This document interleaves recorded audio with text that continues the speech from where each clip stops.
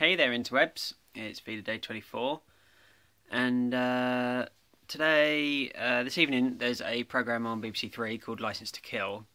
It's narrated or hosted by a woman called Sophie Morgan, who 10 years ago got in a car crash just after passing a driving test, and basically she's now paralysed from the waist down. And she is looking into why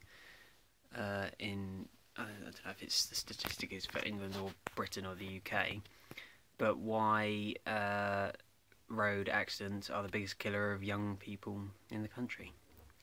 It's an interesting thought because I've always thought that I passed my driving test, it's going to show my age, about 12, possibly coming up to 13 years ago. And I've always thought that it was a bit too easy for me to pass my test and straight away get a really fast car and drive like a maniac. I don't.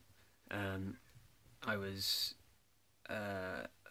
driving my mum's 1 litre Corsa for the first however many years of my driving life. But that's one of the things I'd sort of enforce. I'd make sure that, learner drivers, well, I say learner drivers, I mean new drivers who have just passed their test, they could only drive a certain power of car, or up to a certain power of car, for the first, say, 2 years of passing their test, and things like that. I don't understand why those restrictions aren't in place already. Because just because you pass your driving test doesn't mean you've got experience on the road. Doesn't mean you know what it's like to drive on your own, drive at night, drive with all your mates in the car, music blaring.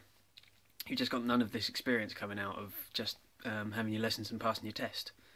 So yeah, it should be an interesting show. Like I said, BBC Three, I think it's 9 PM, Licence to Kill. If you don't catch it tonight, you can always catch it on iPlayer.